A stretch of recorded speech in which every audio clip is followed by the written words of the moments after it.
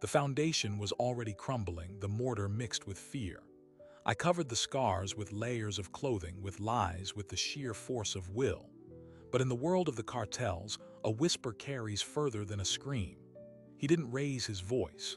He leaned in, his breath cold against my ear, and promised something far more permanent than my pain. This is the brutal calculus of modern organized crime, where intimidation isn't just violence, it's a sophisticated psychological operation. Cartels have learned that a whispered threat, delivered calmly to a single victim, can paralyze an entire community.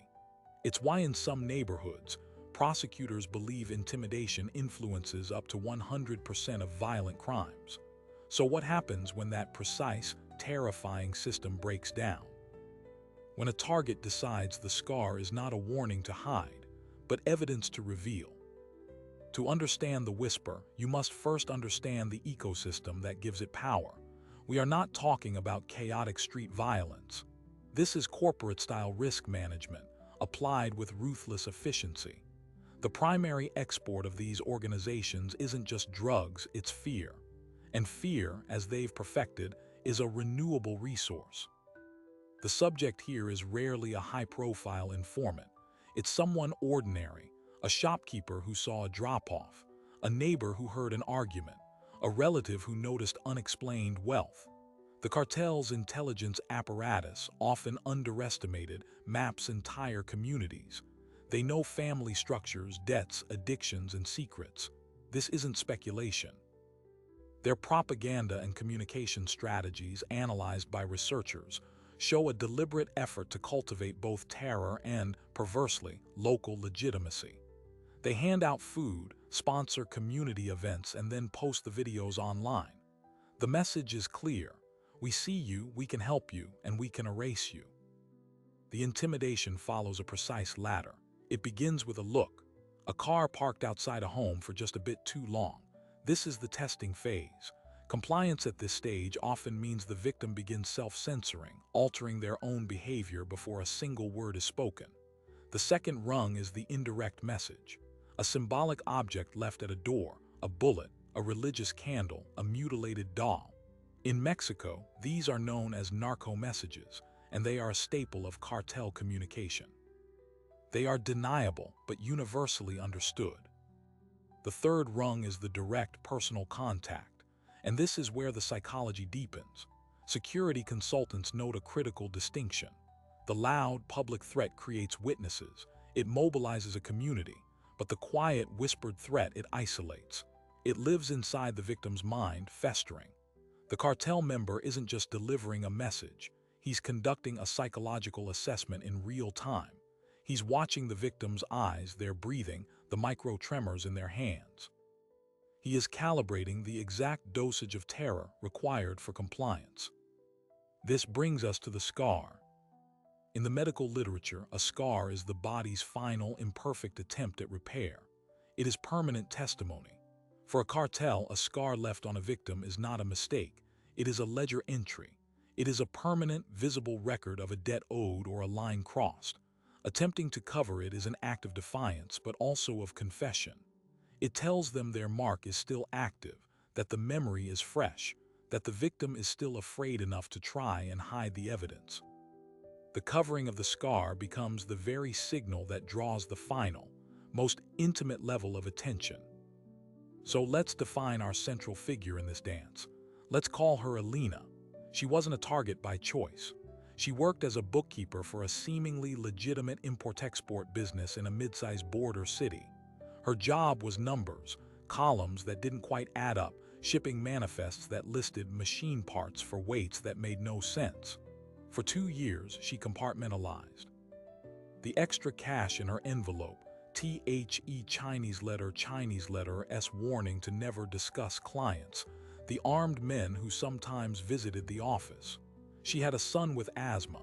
The medical bills were a mountain. She stayed silent. The turning point was mundane. A Thursday, she processed an invoice for a shipment of industrial ceramics. The weight was off by several metric tons. A simple clerical follow-up email she sent to the shipping company triggered a protocol she never knew existed.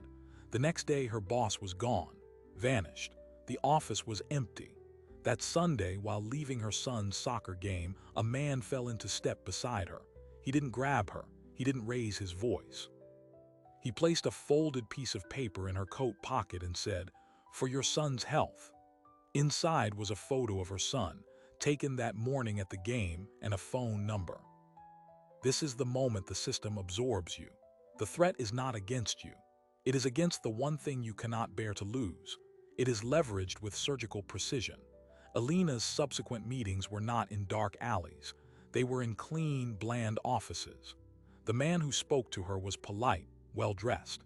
He explained calmly that her late boss had made errors, that a significant financial discrepancy now existed under her login credentials, that the organization, which valued loyalty above all, considered this a serious breach.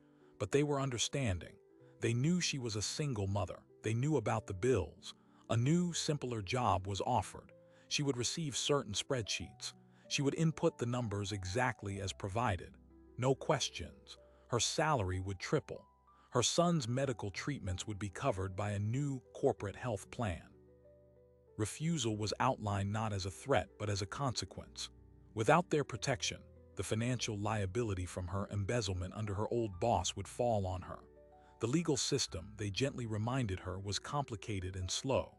She would lose everything long before any court could clear her name. And of course, the instability would be terrible for her son's condition. This is the coercion contract. It is presented as a choice, but every variable is controlled by the other side. Sign and you get stability, healthcare, security. Refuse, and you are atomized by forces you cannot fight, legal, financial, and physical. Alina signed. For 6 months, she lived in a gilded cage of her own making. The money was real. The doctors for her son were the best. The fear was a constant hum, a background radiation to her new life. Then came the audit, not a cartel audit, a real one. A federal task force, following a money trail from a bust in another state, subpoenaed the records of the import-export company. The spreadsheets with her login ID were flagged. They showed a pattern of trade-based money laundering, funneling millions. The cartel's firewall worked perfectly. The shell company was hollow, her vanished boss was the fall guy, and Alina, the only living employee of record, was now the prime suspect for a major federal financial crime. Her cartel handler was soothing when she called in panic. "A minor inconvenience," he said. Their lawyers were the best. She should say nothing, absolutely nothing. They would make it go away. All she had to do was remain silent. The federal agents, however, were not soothing. They laid out the evidence. 23 counts of wire fraud, money laundering, and conspiracy. The minimum sentencing guidelines meant decades in prison. They too made an offer: cooperation. Tell them everything about the men behind the spreadsheets. In exchange, witness protection, a new life. Alina was now the scar on the landscape that two powerful forces were fighting over. The cartel needed her silent to maintain their firewall. The government needed her voice to break through it. And caught in the middle, she understood the true meaning of the original whisper. It was never about that one moment. It was a lifetime subscription to fear. To cooperate was to sign a death warrant for herself and her son. To stay silent was to accept a life buried alive in a prison cell. She left the federal building, her mind screaming. She went to pick up her son from school. As she helped him with his backpack, his little jacket sleeve rode up. There on his forearm was a temporary tattoo from a classmate, a silly, smiling skull. Alina's blood turned to ice. It was a cartoon. It meant nothing. But in her hypervigilant state, it was a narco message. It was a bullet. It was a whisper. She scrubbed at it frantically in the car, tears blurring her vision, while her son asked what was wrong. That night the phone rang. It was her handler. His voice was still calm, polite. "Alina," he said, "we understand you had a stressful meeting today. We want to help, but we need reassurance. We need to know your heart is still with your family." He paused, and the line seemed to grow colder. "Bring your son to the community festival tomorrow, the one we sponsor. Take a picture with him at our banner. Smile for the camera. Let everyone see you are part of the community, that you are happy." The request was a masterpiece of psychological warfare, a public display of allegiance. a photo that would be circulated on social media by the cartel's propaganda channels. It would forever associate her and her son with them. It would destroy her credibility as a witness and bind her to them in the public eye. It was the point of no return. She hung up. She looked at her sleeping son. She looked at the federal agent's card on her kitchen counter. And then she looked at her own reflection in the dark window. The woman staring back was already a ghost in her own life. The system had calculated every move, but it had calculated based on the old Alina, the afraid one, the compliant one. It had not yet factored in what a mother, cornered and stripped of every good option, might be capable of. She picked up the agent's card. Then she put it down. She opened a secret email account she'd created weeks before, driven by a paranoid instinct she didn't fully understand. She began to type, not to the agent, but to an investigative journalist in another country whose work on cartel finance she had secretly been reading. The subject line was, "I am a bookkeeper for the Sinaloa cartel. I have the spreadsheets that trace the money to your politicians." She hit send. The message vanished into the digital ether. There was no going back.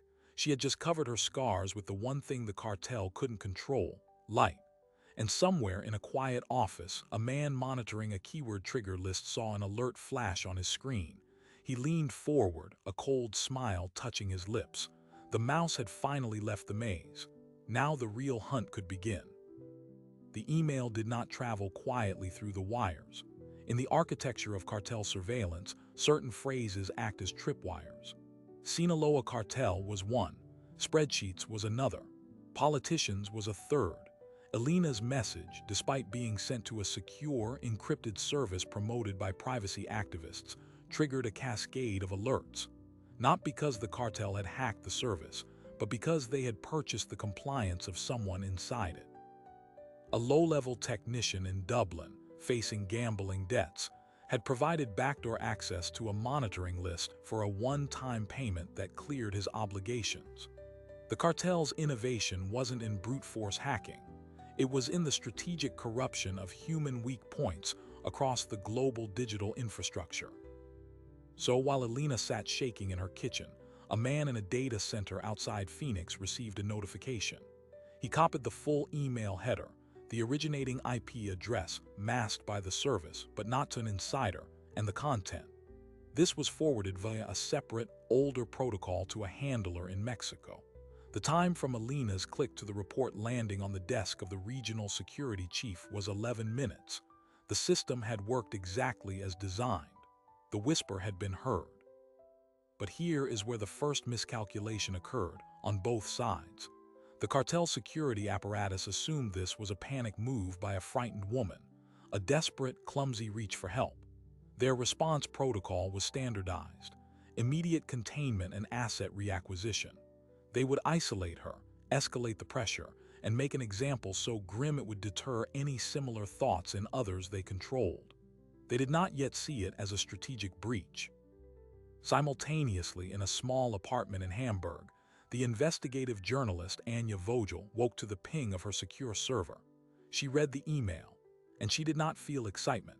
She felt a cold, professional dread.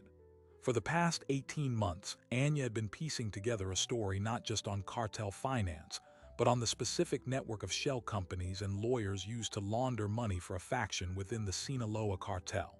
She was close, too close. She had been receiving veiled threats disguised as legal letters. Her sources were drying up. An email from a self-proclaimed bookkeeper inside the belly of the beast was either a golden ticket or a perfectly laid trap. In her world, it was usually the latter. Anya's first move was not to write back. It was to burn the digital trail. She used a chain of anonymous proxies to access a public terminal at the Central Library in Berlin. From there, she created a new, one-time email account. She sent a single line to Alina's secret address. Prove it. Send one non-public transaction ID and the corresponding fake invoice description. The test was specific and would be meaningless to anyone who didn't have genuine access. It was also a potential death sentence if the cartel was reading along. Alina, checking her secret account every 15 minutes with a pounding heart, saw the reply. This was the moment of ultimate vertigo. Sending proof was crossing a line from which there was no return. She accessed the old, encrypted external drive where, for months, she had been secretly saving screenshots and copies of original files, a digital life raft she'd built without fully admitting to herself why. She found a transaction, a wire for $4.2 million from a company called Nordic Timber Solutions to Guangzhou Light Industrial. The invoice described specialized lumber processing equipment. She knew the truth. The money was for a shipment of fentanyl precursors, and the equipment was a code for transport costs. She sent the details. Anya received them. She cross-referenced them with her own database, compiled from leaked customs forms, corporate registries, and insider tips. They matched. The transaction ID was real. The front companies were part of the network she was mapping. This was not a trap.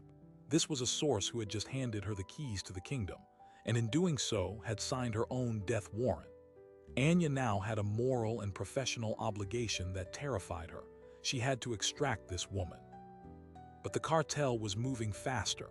The morning of the community festival dawned bright and clear. Elena's handler called, his voice cheerful. "Beautiful day for a festival, no? Don't forget the photo. We'll be watching." The menace was velvet-trapped. Elena dressed her son, her hands trembling. She had to go. Not going would confirm her betrayal instantly. She had to perform normalcy while her mind screamed. This was the essence of the coercion, forcing you to act as your own jailer, to smile for the camera on the wall of your own prison. The festival was a surreal portrait of cartel civic engagement. There were bouncy castles, free tacos, a local band playing, a large banner sponsored by Unity Community Outreach, a cartel front fluttered over the main stage. Elena moved through the crowd like a ghost, holding her son's hand. She felt eyes on her constantly. Were they cartel lookouts, or just neighbors? The paranoia was a weapon in itself, making the victim distrust everyone. She approached the banner. She forced a smile, her face muscles aching. She knelt beside her son, who grinned obliviously at the camera on her phone. She took the picture. The act felt like swallowing poison. As she stood, a man she didn't recognize bumped into her gently. "Pardon," he murmured. When he walked away, she felt a slight weight in her jacket pocket. Later, in a portable toilet, she found a cheap, disposable phone. It had one contact saved. It rang almost immediately. "The photo is good," the voice said. It was her handler, but different, colder. "But we have a small problem. There is a discrepancy, a digital ghost. We believe someone is trying to hurt you, Elena, to steal from you, to frame you. We need to protect our investment. Come to the warehouse on 8th Street, the one with the blue door, 9 tonight. Come alone, we will fix this." It was a classic tactic. Reframe the crisis as an external threat that they are helping you with. The invitation to the warehouse was not to fix anything. It was to disappear her. Her failure to show would be final confirmation of her guilt. Her attendance would be her execution. The system had shifted from coercion to elimination. The clock was now measured in hours. Back home, in a state of near delirium, Elena checked her secret email. Anya had written, "Proof received. You are in extreme danger. You must leave now. Do you have passports?" Elena wrote back, her thoughts fragmented. "They know. They gave me a phone. They want me at a warehouse tonight. I can't run. They watch my son's school." Anya stared at the words in Hamburg. The operational nightmare was now acute. International extraction under the nose of a hostile, sophisticated organization. She was a journalist, not a spy, but she had contacts. She called the only person she trusted who had experience in this arena, a former officer of the BND, Germany's Foreign Intelligence Service, now a private security consultant named Klaus. She laid out the situation. Klaus listened, then said 2 words: "Forget it." His reasoning was clinical. "You have no extraction assets on the ground. The cartel has dominance in that city: police, airports, bus terminals. They will have her home, her son's school, the medical clinic, all under static surveillance. Any move you make, they will see. If you involve the local federal agents, they might be compromised, or they will move too slowly with paperwork. By the time witness protection gets a green light, she will be dead. This is not a movie. There is no happy ending here." but Anya couldn't accept it. The source had reached out to her asterisk. She had a responsibility. She made a desperate, calculated gamble. She knew that the cartel's greatest vulnerability was not law enforcement but publicity, a bright, blinding light. Their power thrived in the shadows between official corruption and public ignorance. She began to write, not the full story but a precursor, a blog post for her outlet's secure platform with a time-delayed publish setting. The title was, "The Bookkeeper in the Shadows: How a Cartel Turns Accountants into Assets." It named no names, no specific locations, but it described the method, the recruitment through leveraged debt, the use of legitimate business fronts, the threat architecture against family. It was a generalist piece, but it contained one specific, verifiable detail from Alina's proof, the mismatch between industrial ceramics and its shipping weight. She set it to publish in 48 hours. Then she emailed Alina a link to the draft and a message. "I have written this. It publishes in 2 days. They cannot kill you if the world is already looking. It is your shield. Now tell me everything you have. We use the time." This was the pivot. Anya was not attempting a physical rescue. She was attempting a digital one. She was building a narrative life raft. If the cartel disappeared Alina now, the article would publish, and the specific details would point investigators directly to the case. It would turn Alina from a disposable liability into a martyr with a paper trail. The cartel hated martyrdom. It was bad for business. Alina, reading the draft, understood. For the first time, the overwhelming fear cracked and a sliver of agency shone through. They wanted her silent. She would give them a voice, a loud, documented one. She began a systematic download. She connected the external drive and started compressing files, spreadsheets, emails, internal memos, scanned receipts. She created a digital package of her entire 6 months of forced labor. As she worked, the disposable phone rang again. She ignored it.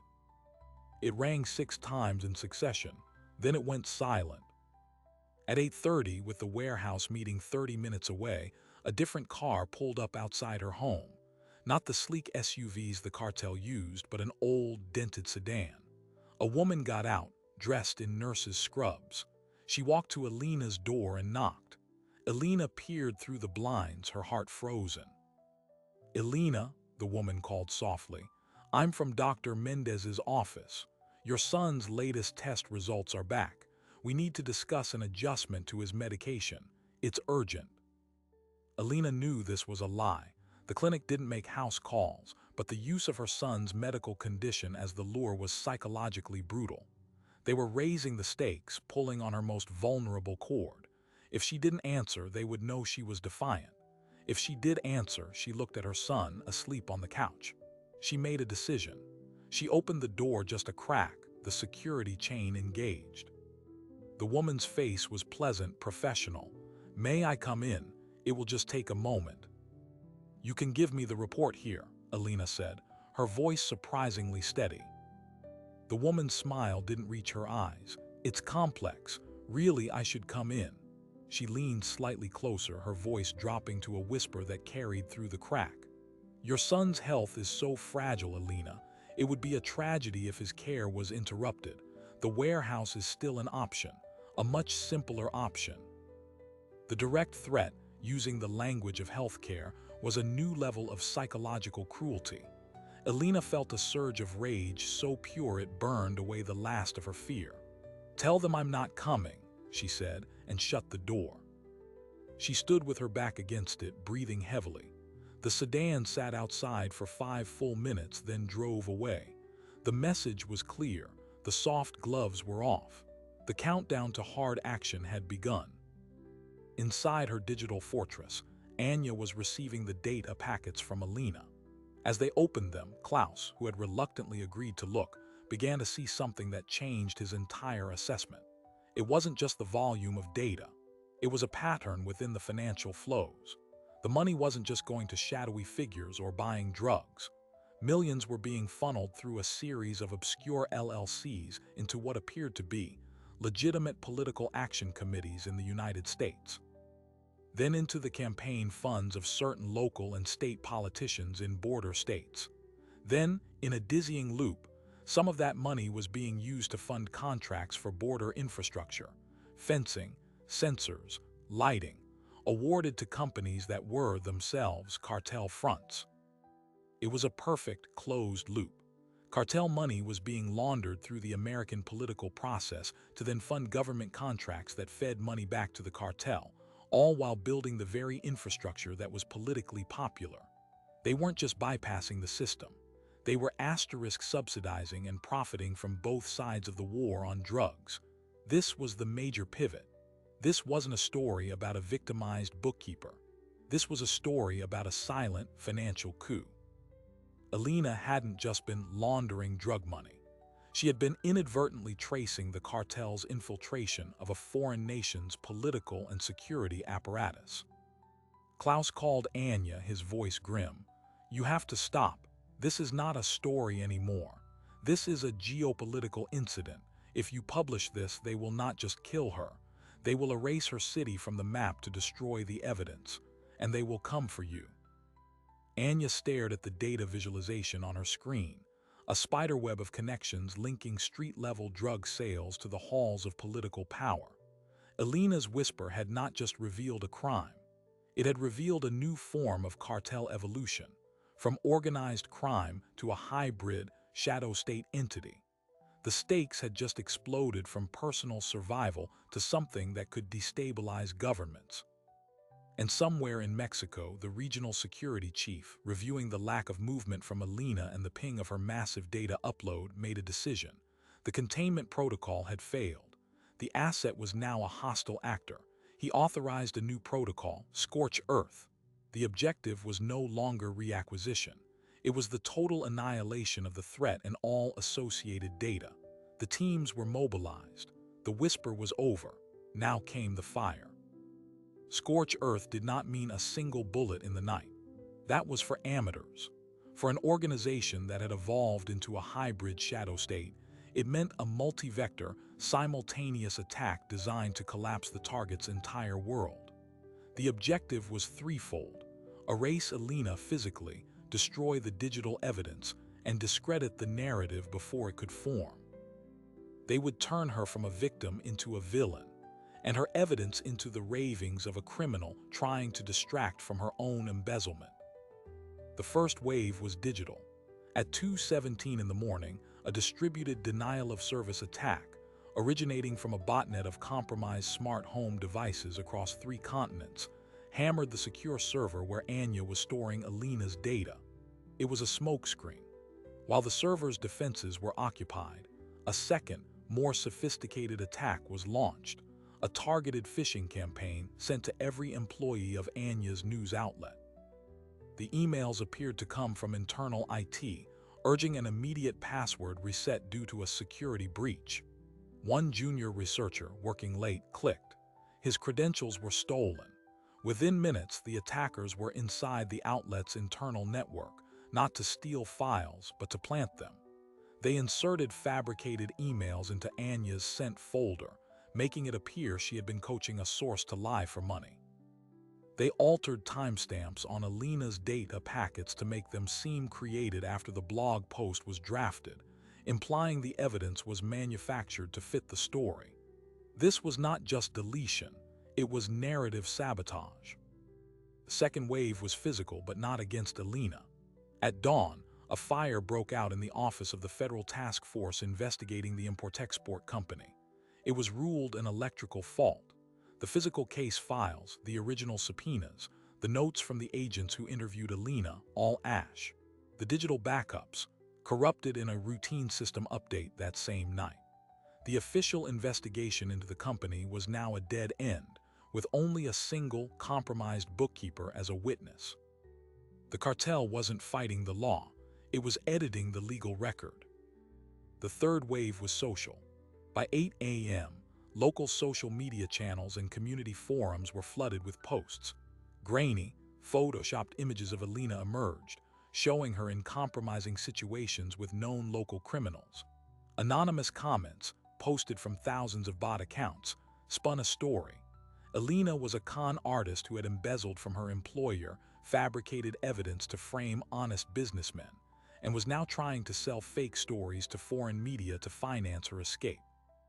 The campaign was crude but effective. It seeded doubt. It provided an alternative explanation. It isolated her from potential community sympathy. Neighbors who might have helped now looked away. Alina, monitoring this digital apocalypse from her living room, felt a new kind of terror.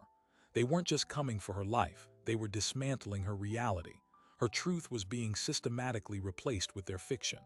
The article Anya had drafted, her shield, was now being framed as the center of a hoax. She called Anya on a new, encrypted app. The journalist's voice was strained. "They've compromised our systems. They're inside. I have to pull the article.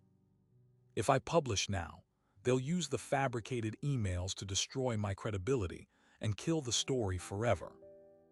Alina's shield was crumbling.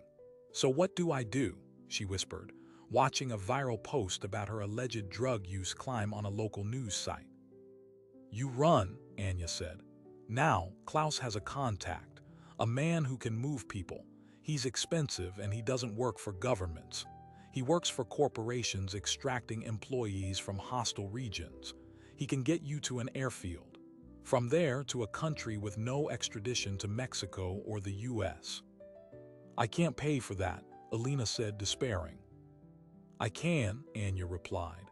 "My outlet has a contingency fund for source protection. I just authorized it, but you have to move in the next 90 minutes. The contact will be a woman in a red hat at the Central Market. She will give you new IDs and instructions. Do not pack. Do not say goodbye. Take your son and go." But the cartel's surveillance was predictive, not just reactive. They had anticipated the flight response. The moment Alina's behavior deviated from the script of a scared woman hunkering down, the moment she left her house with her son during the morning rush without a bag, their algorithms flagged it. The regional security chief received an alert: asset divergence. Pattern suggests extraction attempt. He authorized the final containment layer: interdiction of all known exfiltration routes. Alina and her son, clutching only a small backpack, weaved through the crowded Central Market. She saw the woman with the red hat standing by a fruit stall. As Alina moved toward her, a commotion erupted. A municipal police officer, whether corrupt or simply manipulated, began shouting about a pickpocket. He pointed toward the woman in the red hat. Two other officers converged. In the chaos, the woman was surrounded, detained. The rendezvous was blown. Alina melted back into the crowd, her son's hand sweating in hers. The disposable phone in her pocket buzzed. A text from an unknown number. "The market is lovely this time of day. So many fruits to choose from. Go home, Alina. Let's discuss your son's future like reasonable people." They were playing with her, demonstrating their omnipresence. The extraction was compromised. Back in Hamburg, Klaus was monitoring police scanners and traffic cameras in Alina's city through his own illicit feeds. He saw the police detaining the woman in the red hat. He saw a pattern of unmarked cars converging on the market's perimeter. "They've sealed the area," he told Anya. "They're not searching for her. They're waiting for her to panic and run to a secondary option. They've mapped the exfiltration playbook." Anya felt the walls closing in. She had one card left to play, a dangerous one. She had kept a copy of the raw, unaltered data Alina sent, air-gapped on a disconnected hard drive. The cartel's digital attack couldn't touch it. She connected it to a clean laptop. She needed to understand what was in the data so dangerous that it warranted a scorched earth protocol. She and Klaus began a frenzied analysis, looking past the money laundering to the recipients. And here they found the second pivot, the wait, it gets worse, moment that recontextualized everything. The political action committees were just the surface. The money trails branched further, into more sinister territory. They found recurring payments from cartel front companies to a private security firm based in Texas. That firm subcontracted to a data analytics company. That data company had, according to its corporate filings, a federal contract to provide logistical and analytical support to the United States Witness Security Program, WITSEC. The cartel was, indirectly, a contractor for the very system designed to hide people from them. Klaus traced the connection further. The data company had access to non-public databases used to generate new identities, social security number allocations, vital records, even certain DMV records. They weren't just bribing officials, they had inserted a parasitic node into the witness protection supply chain itself. The implication was stomach-churning. The cartel might not just be able to find people in WITSEC. They might be able to see the new identities being created, to track the digital footprints of their birth. Alina couldn't run to the authorities because the authorities' safest refuge had a backdoor. But the horror deepened. Another thread in the data led to a series of shell companies that owned shares in a pharmaceutical distributor. That distributor was the primary supplier of a specific, life-saving asthma medication for several state Medicaid programs. The medication Alina's son relied on. The cartel didn't just own the politician, they owned the pipeline of the medicine keeping her child alive. They could turn off his health with a keystroke, and it would look like a bureaucratic or supply chain error. Anya now understood the true scale. The cartel had moved beyond corruption. It was building infrastructure, financial, political, and social, that paralleled the state. It wasn't hiding from the system. It was becoming a critical, hidden part of it. Alina's spreadsheets were a schematic of this quiet takeover. Anya made a decision. She could not publish this. Not yet. It was too big, and the mechanisms of suppression were too deeply embedded. Publication would be a death sentence for Alina and possibly trigger a catastrophic, violent reaction. She needed a bigger shield. She needed to hand this to an institution with the power and reach to act, but one she could trust. There were none in Mexico. The U.S. agencies were potentially compromised via the political and WITSEC links. She thought of the only transnational body with investigative authority and a mandate against organized crime, the International Criminal Court in The Hague. But its processes were slow, diplomatic. Time was the one thing Alina did not have. Cornered in her home with the extraction failed and the net visibly tightening, Alina did the only thing left. She decided to weaponize the one thing they couldn't control, her own voice, live and unedited. She used her son's tablet to create a video. She didn't name the cartel. She didn't show the data. She simply told her story, looking directly into the camera, her son sleeping in the background. She spoke about the job, the threats, the fear, the impossible choice between prison and death. She spoke about the festival, the warehouse, the nurse at her door. She held up the disposable phone. She held up her son's asthma inhaler. They own the medicine, she said, her voice breaking. They own the police. They own the politicians. They own the truth. The only thing they don't own is this moment, and I am giving it to you. She uploaded the video not to a major platform, but to a decentralized peer-to-peer file-sharing network, where it could be copied and redistributed faster than it could be deleted. She emailed the link to Anya, to every news outlet she could find, and to the federal agents who had first interrogated her, knowing they might be compromised, but hoping the public glare would force their hand. The video went live at 11:23 a.m. local time. It was a digital scream. It bypassed the corrupted narratives and the sophisticated disinformation. It was raw, human, and utterly verifiable in its emotion. It began to spread. In his office, the regional security chief watched it. His expression was no longer one of cold calculation, but of fury. This was not in the protocol. This was chaos. The victim was no longer behaving like an asset or a target.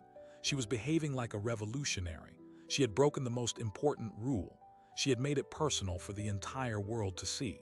The calculus changed.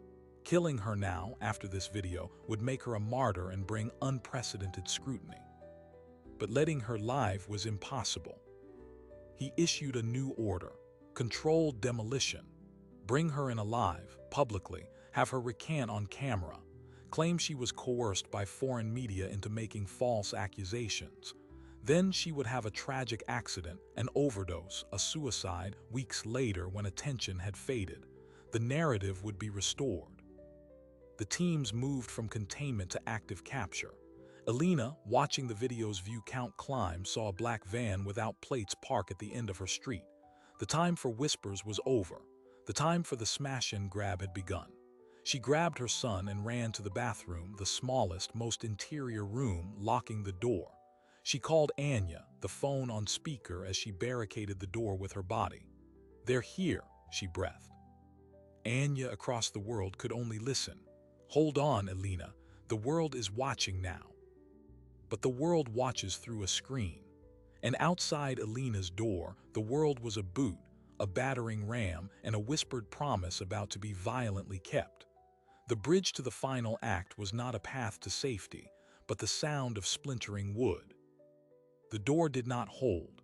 The wood around the lock exploded inward in a shower of splinters. Alina threw her body over her son, a human shield against the inevitable.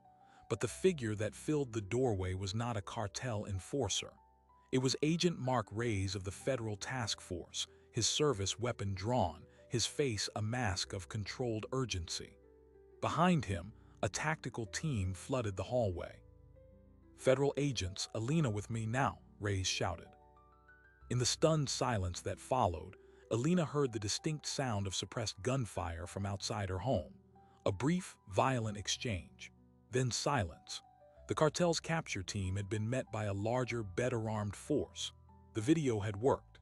The public glare had forced the hand of at least one part of the compromised system. Reyes and his hand-picked team, monitoring the social media explosion and the converging cartel signals, had moved first. They were staking their careers and their lives on extracting her. The extraction was not to a safe house. Reyes knew the WITSEC compromise made traditional protocols a death sentence. He took her to a forward operating base of the United States Border Patrol, a hardened facility with its own command structure, less likely to be infiltrated. It was a temporary, desperate solution. Alina and her son were placed in a sterile holding room. Anya, on the phone with Reyes, delivered the devastating truth about the cartel's tendrils in the witness protection supply chain and the pharmaceutical pipeline. Reyes listened, his expression growing grimmer by the second. The safe harbor they had promised Alina did not exist. Meanwhile, the video was achieving critical mass. Major news networks, initially hesitant, picked it up. The raw, unfiltered fear in Alina's face was undeniable. Hashtags trended. Politicians in capitals far from the border began demanding answers. The cartel's disinformation campaign now had to fight against a powerful, simple human story. The controlled demolition plan was crumbling under the spotlight. But the cartel adapted. Their regional security chief authorized a strategic retreat and a pivot to damage control. The public narrative would be that Alina was a mentally unstable embezzler, and the federal agents were part of her fabricated conspiracy. To cement this, they needed to eliminate the evidence and the witnesses without appearing to do so. Their play was now forensic and legal. They released a carefully curated package of the forged emails from Anya's outlet to a compliant media blogger. The story broke. Investigative journalist caught fabricating cartel sources for fame. It was designed to poison the well, to make any future reporting based on Alina's data seem tainted. Anya's reputation was publicly savaged. Her editor put her on leave. The shield of journalism was cracking. Simultaneously, the cartel's legal front, a team of expensive American lawyers, filed motions in U.S. court. They represented the victimized import-export company, seeking an injunction to seize all of Alina's stolen digital files as proprietary corporate property and to have her returned to Mexico to face embezzlement charges. They cited the corrupted federal case files lost in the fire as evidence of the weakness of the U.S. government's position. It was a breathtakingly audacious move, using the American legal system to demand the return of a witness to her executioners. The battlefield had shifted from the streets to the courtroom. Alina sat in the Border Patrol facility, watching her own character be assassinated on cable news, while lawyers she had never met argued over her fate and her evidence. The cartel was proving that their ultimate weapon was not violence, but the manipulation of the very institutions meant to stop them. It was at this lowest point that Klaus, the former intelligence officer, found the loophole. He had been poring over the data, specifically the financial flows into the political action committees. He noticed a pattern of tiny, recurring transaction fees that were being skimmed and routed to an offshore account in the Cayman Islands. The account was registered to a shell company, but Klaus, using old contacts, traced the beneficial owner. It was the brother-in-law of a senior cartel lieutenant. This was embezzlement within the cartel. The lieutenant was siphoning money from the political bribery fund. Klaus presented this to Anya. This is not evidence for the court. This is a message for the cartel. They hate a thief more than they hate a snitch. Anya understood. She crafted a new, anonymous message. Using the dark web, she sent it directly to the cartel's known internal security email addresses.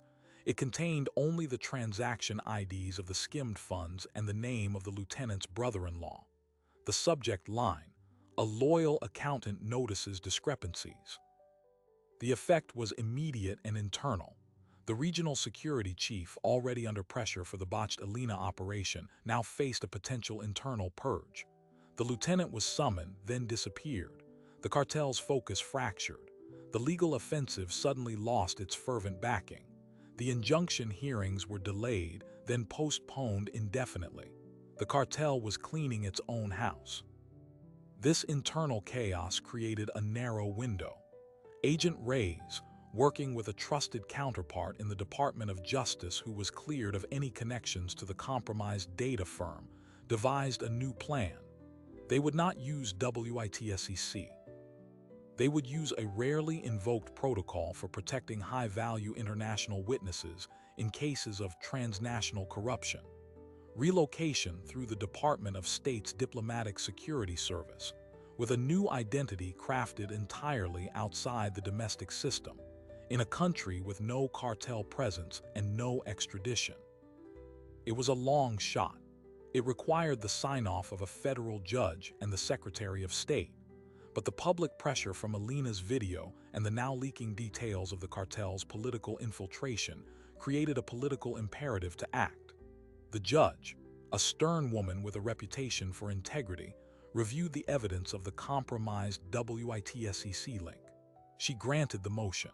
Alina and her son were placed under the protection of diplomatic security agents. Their extraction was not a flight into the night. It was a diplomatic convoy to a military airfield, then a flight on a government plane to an undisclosed country in Eastern Europe. They were given new names, new histories, and a small apartment in a quiet city. Alina's nursing credits were evaluated and accepted. She was able to continue her studies. Her son's medical records were recreated, and his medication was sourced through a secure, vetted European supplier. The story, however, was not over. Anya, though professionally scarred, fought back. With the legal threat diminished, she and a consortium of international partners published the full, unredacted data from Alina's drive. The series of reports, titled The Silent Acquisition, detailed the cartel's financial political network. It led to the arrest of 7 mid-level politicians in the U.S., the freezing of over $40 million in assets, and a complete overhaul of the contracting process for border security infrastructure. The data analytics company was shut down, and the WITSEC program underwent a painful public reform. The final, surprising detail emerged a year later. The regional security chief who had authorized the Scorched Earth Protocol was found dead in his home. The official cause was a heart attack, but internal cartel communications, intercepted by a rival group and leaked, suggested otherwise. He had been deemed an operational liability who had drawn too much heat. The whisper that had started it all had been silenced by his own organization. The system had consumed its enforcer. Alina, now known as Clara, sometimes walks her son to school in the crisp European air. She no longer tries to cover the small, faint scar on her wrist from where she braced against the bathroom door. It is a reminder, but not of fear. It is a receipt. Proof of purchase for a future they almost lost. She knows the cartel still exists. She knows their money still flows, but she also knows she broke one link in their chain. The scar is her evidence that for one moment, against impossible odds, the Whisper did not win.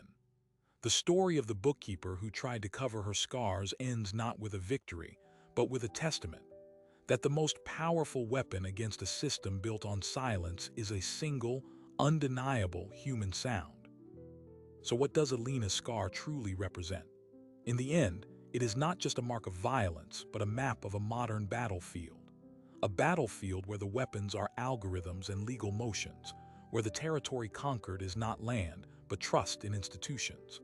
The cartel's evolution from a gang to a shadow state is the most dangerous development in organized crime in a generation. They are no longer just outlaws. They are silent shareholders in the very systems designed to stop them. Alina's story is a case study in this new warfare. Her victory was not the dismantling of the cartel. It was the preservation of a single, irreducible truth in the face of a machine built to manufacture lies. She proved that their greatest vulnerability lies in the human element they seek to control, the conscience they cannot quantify, the love they cannot monetize, the voice they cannot fully silence. The chilling question her story leaves us with is not about her survival, but about our own blindness. How many other systems have been silently acquired? How many other whispers are being swallowed every day in neighborhoods, in boardrooms, in the corridors of power? The infrastructure of intimidation is being built in plain sight, funded by our own consumption, and fortified by our own indifference. This is not a problem for someone else, somewhere else. It is a test of the connective tissue of society itself. When criminal enterprises graduate from threatening individuals to compromising the foundational pillars of health, justice, and democracy, the defense cannot be delegated solely to the brave few in the crosshairs.